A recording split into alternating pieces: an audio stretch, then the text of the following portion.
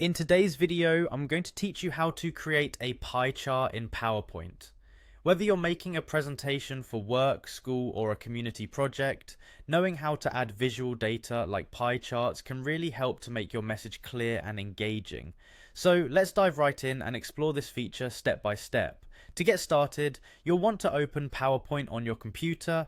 This might seem obvious, but it's important to make sure you're working in the correct program, as the steps we're covering are specific to PowerPoint. Once you're in, navigate to the PowerPoint presentation where you'd like to add your pie chart.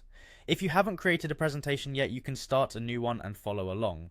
Once you have your presentation open, take a look at the ribbon at the top of the page. This is where you'll find all your tabs and options. You're going to want to click on the Insert tab. The Insert tab is a gateway to adding a variety of content to your slides, from text boxes to images, and in this case, charts. Now that you're in the Insert tab, locate the Illustrations group. It's a section on the ribbon, usually near the middle, and within it you should find an option labeled Chart. Click on Chart to open up a new window that shows different types of charts you can add to your presentation.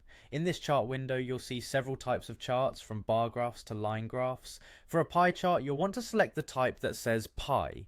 Pie charts are excellent for showing proportions and percentages, making them perfect for displaying data that adds up to a whole. Once you've selected pie, you'll see an OK button. Go ahead and click OK to insert the pie chart into your slide.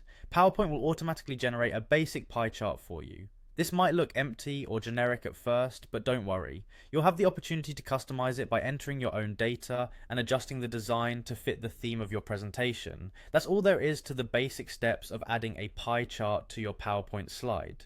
Remember, pie charts are most effective for illustrating data that represents parts of a whole, so choose them when it makes sense for your data set. Now, you can customize as needed, swapping colors and adjusting segments to get your point across clearly and effectively.